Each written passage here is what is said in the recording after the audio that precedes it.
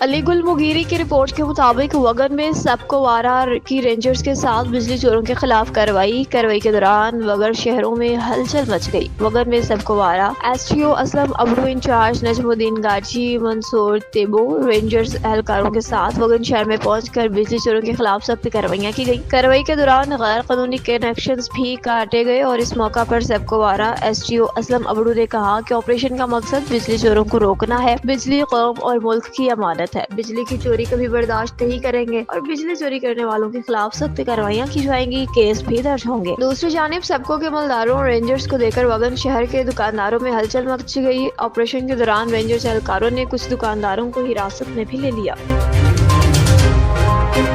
چندوالا یار سے خبر شامل کریں گے۔ ایس ایس پی چندوالا یار سید سلیم شاہ کی ہدایت کے مطابق ایس ایچ او بکیرا شبیر لغاری اور پولیس کی پوری ٹیم نے چیکنگ کے دوران دبنگ کارروائیاں کی۔ شیر علی کی رپورٹ کے مطابق کارروائی کے دوران 2 عورتیں 2 مردوں کو گرفتار کیا، جیسے کہ کار میں 7 کٹا مین پوری کے تھے اور جس کے نام ایاز اور مرتضی آمنہ 4 آدمیوں کے خلاف کیس داخل کر کے پولیس نے ان کو گرفتار کر لیا۔ محمد حنیف چودھری کی رپورٹ کے مطابق خانپور میں انفورسمنٹ آفیسر حافظ وقار علی ہنجرا کی سربراہی میں شہر کے مختلف علاقوں میں چھاپے، دکانداروں کو سخت وارننگ جاری کر دی گئی۔ خانپور میں اسمگل شدہ نان ٹیکس پیڈ مصنوعات کے خلاف کریک ڈاؤن تیز۔ انفورسمنٹ آفیسر حافظ وقار علی ہنجرا کی قیادت میں پیرا فورس نے شہر کے مختلف علاقوں میں بھرپور کارروائیاں کی، غیر کسٹم پیڈ اور نان ٹیکس ادا شدہ سگریٹس برآمد کر کے تحویل میں لے لیے۔ اس موقع پر حافظ وقار علی ہنجرا نے دکانداروں کو سخت وارننگ دیتے کہا، آئندہ کسی بھی دکان سے غیر قانونی یا نان ٹیکس پیڈ سگریٹ برآمد ہوئے تو نہ صرف مال ضبط کیا جائے گا بلکہ متعلقہ افراد کے خلاف سخت قانونی چارہ جوئی بھی کی جائے گی۔ ان کا مزید کہنا تھا کہ قومی معیشت کو نقصان پہنچانے والے عناصر کے خلاف بلا امتیاز آپریشن جاری رہے گا۔ اسمگل شدہ اشیاء کی فروخت کی ہرگز اجازت نہیں دیں گے۔ شہریوں اور تاجر برادری نے انفورسمنٹ ٹیم کی اس پیشہ ورانہ کارروائی کو خوب سراہا۔ محمد شراز کھٹک کی رپورٹ کے مطابق دشہرہ میں تھانہ نظامپور پولیس نے ڈرگ ڈیلر کو حراست میں لے کر 3 کلو 318 گرام چرس برآمد کی۔ ملزم کے خلاف مقدمہ درج کر کے تفتیش شروع کر دی۔ صلاحی پولیس سربراہ احمد شاہ کا یہ عزم ہے کہ منشیات سے پاک نوشہرہ۔ اسی تسلسل کو برقرار رکھتے ہوئے Akhtar Naseer Khan S D P O Kora Khattak circle کی براہ راست نگرانی میں Rameen Khan S H O تھانہ نظامپور اور ٹیم نے منشیات فروش محمد امین ولد عبدالواحد عرف بابو ساکن چرپائی کو حراست میں لے کر اس کے قبضہ سے 3318 گرام چرس برآمد کی اور پھر مقدمہ درج کر کے تفتیش کا آغاز کر دیا۔ صادق آباد سے خبر شامل کریں گے۔ میاں محمد ارشاد کی رپورٹ کے مطابق صادق آباد رحیم آباد میں رکن قومی اسمبلی سردار اظہر خان لغاری کے عوامی سیکریٹریٹ میں عید ملن پارٹی تقریب میں سیاسی سماجی شخصیات معززین نے شرکت کی۔ اظہر خان لغاری اور فاروق خان لغاری نے مہمانوں کا پرتپاک استقبال کیا، عید کی خوشیوں کی باہمی محبت اخوت اور یگانگت کے فروغ کا ذریعہ قرار دیا۔ سابق تحصیل ناظم میاں بشیر احمد، سابق جنرل کونسلر سیٹ چراغ احمد بچی اور سابق جنرل کونسلر حافظ محمد ضیاء سمیت دیگر معززین شخصیات نے بھی شرکت کی۔ شرکاء نے ایک دوسرے کو عید کی مبارکباد پیش کی، ملک کی ترقی، خوشحالی اور امن و استحکام کے لیے نیک خواہشات کا بھی اظہار کیا۔ مقررین نے کہا کہ عوامی روابط کو مضبوط بنانے، باہمی ہم آہنگی کو فروغ دینے میں عید ملن پارٹیاں اور یہ تقریب اہم کردار ادا کرتی ہیں۔ تقریب خوشگوار ماحول میں جاری رہی، جہاں مہمانوں کی تواضع کے ساتھ ساتھ باہمی تبادلہ خیال کا سلسلہ بھی جاری رہا۔ آخر میں میزبان کی جانب سے تمام شرکاء کا شکریہ ادا کیا گیا۔ میاں والی میں امید علی شاہ کی رپورٹ کے مطابق موری شریف وما ارسلناک الا رحمۃ للعالمین کے مصداق لولاک احمد مجتبی حضرت محمد مصطفیٰ صلی اللہ علیہ وسلم کے فیضان نظر اور عالمی مبلغ اسلام حضرت الحاج خواجہ محمد معصوم تاجدار تصوف شہنشاہ ولایت قیوم پنجم کے 88ویں 3 روزہ سالانہ بین الاقوامی عرس مبارک کی تقریبات کا شیڈیول جاری کر دیا گیا ہے۔ یہ عظیم الشان عرس مبارک مورخہ 10، 11 اور 12 اپریل 2026 کو موری شریف تحصیل کھاریاں ضلع گجرات میں انتہائی عقیدت و احترام کے ساتھ منایا جائے گا۔ 10 اپریل کو پہلا دن ہوگا۔ عرس کا آغاز بعد از نماز فجر ختم خواجگان، حلقہ ذکر اور محفل میلاد مصطفیٰ سے ہوگا۔ ملک بھر اور بیرون ملک سے آئے ہوئے مشائخ اعظام، علماء، مفتیان اور زائرین کی کثیر تعداد شرکت کرے گی۔ عصر کے بعد مزار پاک کے غسل کی تقریب ہوگی جو عشاء تک جاری رہے گی۔ 11 اپریل کو دوسرا دن ہوگا۔ بروز ہفتہ مشائخ اعظام اور جید علماء سیرت طیبہ اور حضرت خواجہ محمد معصوم کی دینی اور ملی خدمات پر روشنی ڈالیں گے۔ خواجہ صاحب کے اشاعت کے لیے کی گئی غیر قدر کاوشوں کو بھی خراج تحسین پیش کیا جائے گا۔ اس طرح 12 اپریل کو تیسرا روز ہوگا اور اتوار کے صبح 10 بجے مرکزی محفل کا آغاز ہوگا، جس میں نعت خواں حضرات ہدیہ نعت پیش کریں گے اور دوپہر 1:30 پر نماز با جماعت کے بعد صلاۃ السلام بھی پیش کیا جائے گا۔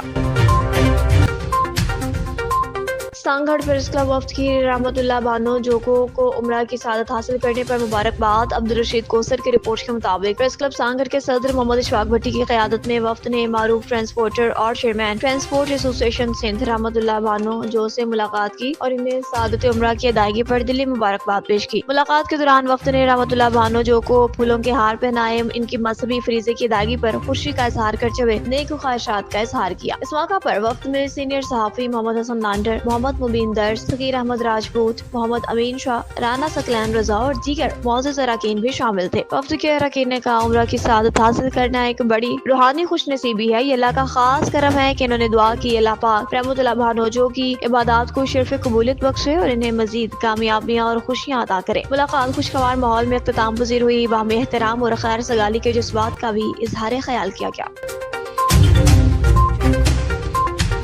سیالکوٹ سے خبر شامل کریں گے۔ ساجد ڈار کی رپورٹ کے مطابق حکومت پنجاب نے شہر اقبال کے تاریخی حسن کو بحال کرنے اور بین الاقوامی معیار کے مطابق جدید رنگ دینے کے لیے ایک بڑے ترقیاتی منصوبے کا آغاز کر دیا۔ بیوٹیفیکیشن آف اقبال منزل اینڈ اٹس الائڈ بازار کے لیے 285 ملین روپے فنڈز کی منظوری دے دی۔ منصوبہ 1.2 کلومیٹر طویل تجارتی اور تاریخی پٹی پر محیط ہے، جو چوک اسلام آباد سے شروع ہو کر اڈا شہباز خان تک پھیلا ہے۔ اس کا بنیادی مرکز حکیم الامت علامہ محمد اقبال کا آبائی گھر اقبال منزل ہے، جس کے گرد و نواح کو سیاحوں کے لیے پرکشش بنایا جائے گا۔ اس منصوبے کو جدید شہری ڈیزائن اربن ڈیزائن کے مطابق مکمل کیا جائے گا۔ تمام دکانوں پر ایک جیسے نیون سائن بورڈز بھی نصب کیے جائیں گے تاکہ بازار میں ہمانگی اور خوبصورتی نظر آئے۔ اقبال منزل اور تمام ملحقہ عمارتوں کے بیرونی حصوں کی پینٹنگ، مرمت اور چراغاں کی جائے گی۔ اقبال منزل کے مرکزی داخلی راستے پر ایک عالیشان گیٹ بھی تعمیر ہوگا۔ بازار کے داخلی اور خارجی راستوں پر دیدہ زیب آہنی محرابیں بھی بنائی جائیں گی۔ بازاروں میں قدیم لچکتی تاروں کے خاتمے کے لیے ڈیکچنگ کا نظام بھی متعارف کرایا جائے گا۔